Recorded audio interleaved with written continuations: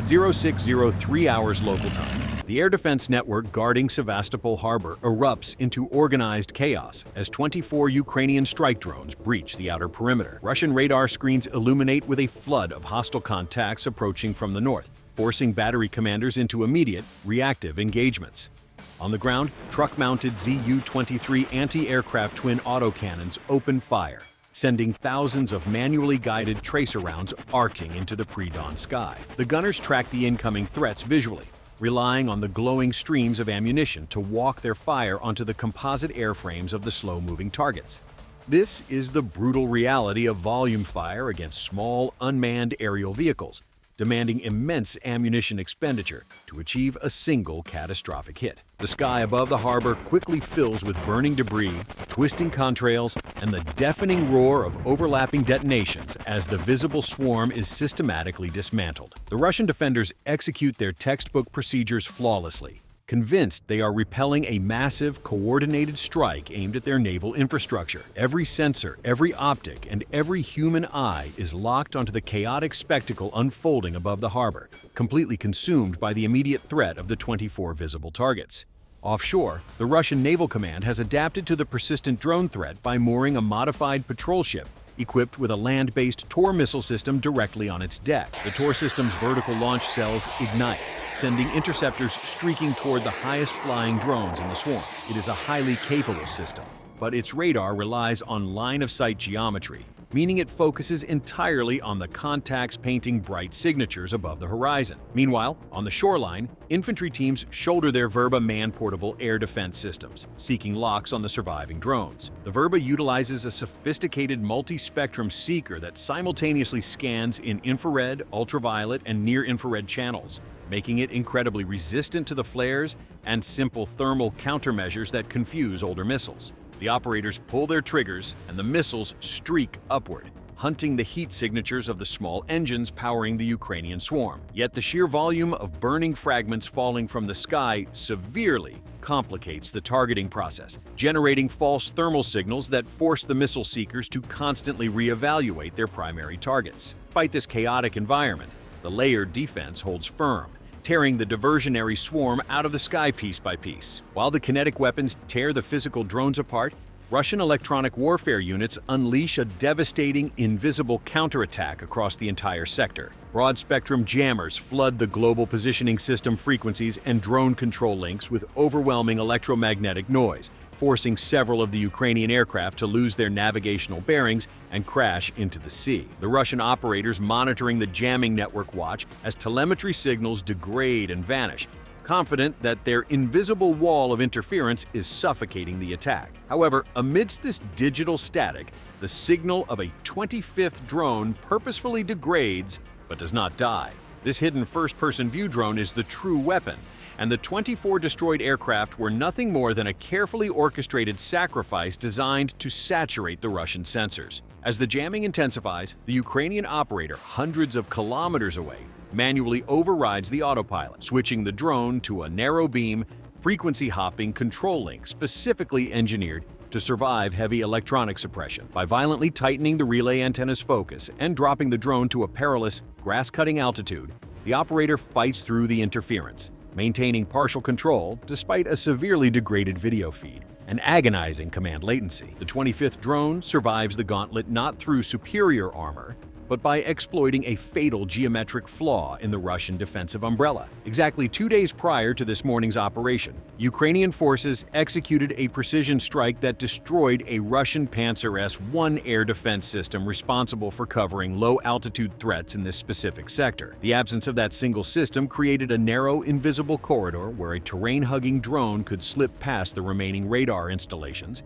which are optimized to scan the sky rather than the ground. The hidden drone utilizes this exact gap, flying dangerously low and using the natural clutter of the coastal terrain to mask its already minute radar cross-section. At one terrifying moment, a Russian Verba missile operator on the ground briefly notices a faint, fast-moving thermal anomaly darting across the bottom of his targeting optic. He pauses, his thumb hovering over the engagement switch, but the drone's tiny electric engine and the complex thermal background of the waking Earth failed to provide the multi-spectrum seeker with a clean, sustained lock. Instead of pressing forward toward the heavily defended harbor, the solitary drone veers sharply away from the coast, navigating toward a seemingly insignificant rural village located miles from any strategic military infrastructure. The operator eases the throttle back, entering a tight, energy-conserving loiter pattern just above the tree line, initiating a high-stakes waiting game.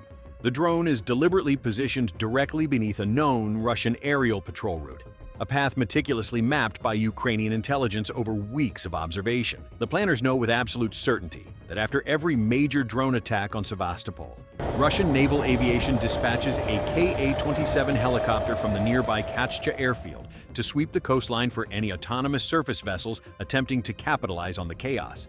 The Ukrainian operator now has to endure a grueling 40-minute loiter, holding the drone in the freezing morning air while running the engine at the absolute minimum power required to stay aloft. Every passing minute drains the small lithium polymer battery, shrinking the already microscopic window for an interception. Through the grainy, latency-plagued video feed, the operator monitors the skies, listening to intercepted radio chatter that confirms the total destruction of the diversionary swarm and, crucially, the imminent launch of the Russian patrol helicopter. When the Ka-27 helicopter finally lifts off the tarmac at Katchcha airfield, its heavy twin rotors beating against the cold morning air, the hunter essentially becomes the hunted. The Russian crew inside the cockpit is highly trained and equipped with some of the most advanced maritime surveillance sensors available, including a sophisticated surface search phased array radar designed to detect the smallest wakes of naval drones slicing through the Black Sea. In the open side door, a gunner stands ready behind a PKT machine gun, his eyes scanning the dark water below, fully prepared to shred any surface threats with rapid bursts of armor-piercing ammunition.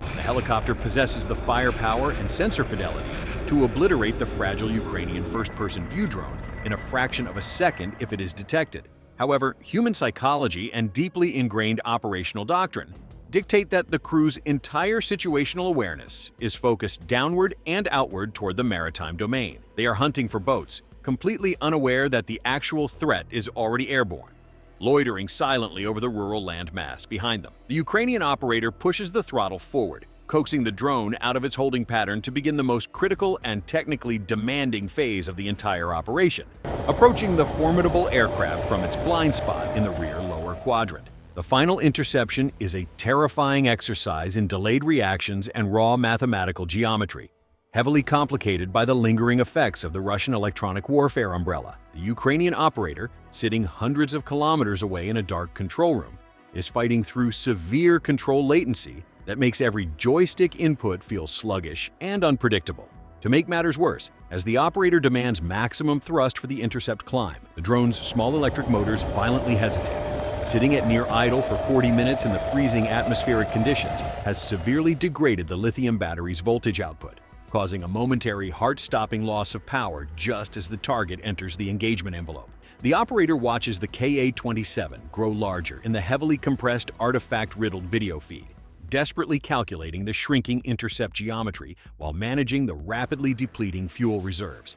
The drone climbs steadily toward the helicopter from behind and slightly below, maintaining an approach vector that keeps its tiny silhouette perfectly masked against the dark, cluttered background of the rolling terrain. If the drone climbs too high, it will silhouette against the brightening morning sky. If it flies too low, it will fail to match the helicopter's altitude before the battery completely dies. In a sudden, unannounced maneuver, the heavy Russian helicopter banks sharply to the right, fundamentally altering the entire geometry of the interception in a single second. This banking motion dips the side door lower, briefly turning the Russian door gunner and his heavy machine gun directly toward the drone's approach path. For a terrifying 2 seconds, the Ukrainian operator stares straight down the barrel of the PKT through his monitor, waiting for the inevitable flash of muzzle fire that would instantly vaporize his aircraft. The gunner's eyes are locked onto the white caps of the sea below, and he fails to register the tiny, gray composite shape closing in against the backdrop of the terrestrial horizon. The sudden change in the helicopter's trajectory forces the remote operator to violently adjust the intercept angle in real time, fighting against the suffocating input lag. As the drone closes the final 50 meters, it slams into the invisible, chaotic wall of turbulence generated by the massive twin rotors. The drone pitches and rolls violently in the brutal downdraft, fighting to maintain its attitude as the aerodynamic forces threaten to flip it entirely. With battery power critical and absolutely no possibility of circling back for a second attempt, the operator shoves the throttle to maximum and commits to a direct, unrecoverable collision course into the tail section. The drone's forward camera shakes violently as the turbulent wake buffets its lightweight frame, every correction coming a fraction of a second too late because of the heavy signal latency stretching between the operator and the aircraft. Warning indicators flicker across the video overlay as the lithium battery struggles to maintain voltage under the sudden demand for full thrust. The helicopter's massive rotor disc now dominates the entire feed, each blade slicing through the air with a rhythmic blur that makes judging distance nearly impossible through the compressed digital stream. The operator steadies his hands and focuses only on the tail boom, the single structural component that offers the highest probability of catastrophic failure if struck. Meanwhile, inside the helicopter, the crew continues its search pattern over the dark water, the radar operator calling out surface contacts that resolve into harmless wave reflections. None of the instruments in the cockpit are optimized to warn against a threat approaching from directly behind and below at such a small radar cross-section. The helicopter continues forward at patrol speed, unknowingly carrying the approaching drone deeper into the perfect intercept geometry. As the drone pushes through the violent rotor wash, the airflow becomes increasingly chaotic, throwing the tiny aircraft sideways with each pulse of turbulent air descending from the spinning blades. The operator compensates with rapid stick inputs, carefully balancing throttle and pitch to prevent the drone from stalling in the disturbed air. The helicopter's exhaust plume suddenly washes across the drone's sensors, flooding the camera with shimmering heat distortion and briefly obscuring the target in a wavering haze. For a brief moment, the operator loses visual reference entirely and must rely on the last known heading to keep the aircraft pointed toward the tail. The onboard flight controller struggles to stabilize the craft as gusts from the rotor wake repeatedly force the drone off its attack line. Battery voltage dips again, triggering another warning tone in the operator's headset as the remaining energy margin collapses. Yet the helicopter remains unaware, its crew focused entirely on the search grid below as the drone fights through the final meters of disturbed air. Inside the control room, the operator's display begins to fragment under the strain of electronic interference, still bleeding into the communication link from the coastal jamming systems. Blocks of pixelated noise streak across the feed while the control latency stretches even further, making each correction feel dangerously delayed. The drone's altitude indicator fluctuates wildly as the barometric sensor struggles to interpret pressure variations inside the rotor turbulence. Through the interference, the operator catches glimpses of the helicopter's tail rotor assembly, a rapidly spinning disc that guards the aircraft's directional stability. The intercept geometry narrows to a single fleeting window where the drone can strike without being deflected away by the violent airflow. At this distance, the drone's electric motors scream at maximum output, drawing the final usable energy from the freezing battery cells.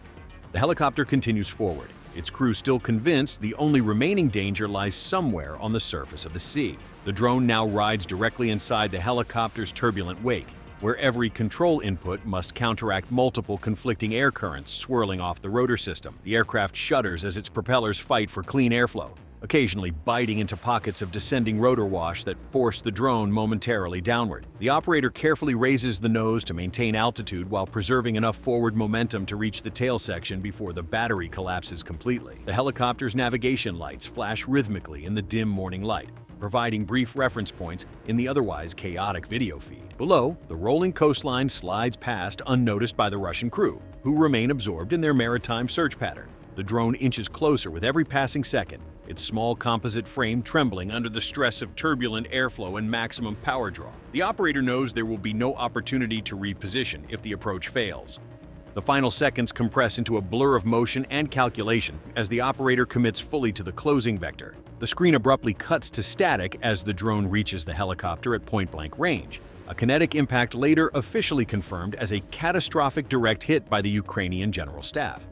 The brilliance of this operation does not lie in the explosive yield of a single drone, but in the masterful, multi-layered strategic deception that made the strike possible. The visible swarm of 24 drones performed their primary mission flawlessly by dying exactly as the Russians expected them to, validating the defenders' assumptions and drawing every optic, radar, and human eye toward the harbor. They convinced an entire air defense network that the battle was won, completely masking the reality that the true objective was still airborne. The 25th drone did not defeat the Russian military through superior speed or armor. It defeated them by ruthlessly exploiting their predictable post-strike procedures, the inherent blind spots of their downward-looking sensors, and the physical gap in the air defense network created just 2 days prior. The defenders fired thousands of rounds, launched millions of dollars in advanced interceptor missiles, and flooded the electromagnetic spectrum with jamming energy, all while the actual weapon simply waited patiently in the cold air behind them to strike when they were most vulnerable. In the immediate aftermath of the impact, the Russian patrol route over the coastline collapses into sudden confusion as radio traffic from the helicopter abruptly vanishes from the command network. Controllers at Katchcha airfield attempt repeated calls across multiple frequencies, but the aircraft's transponder signal disappears from their radar scopes within seconds of the collision. For several minutes, no one in the defensive network understands what has actually happened, because every sensor and operator remains focused on the already concluded drone attack over Sevastopol harbor. Only when scattered eyewitness reports begin filtering in from the rural coastline does the realization slowly spread through the command structure that the helicopter was never destroyed over the sea. It was searching. The patrol aircraft had been eliminated by a weapon that approached from the exact direction Russian doctrine assumed was safe, exploiting the blind side of an operation that appeared already finished.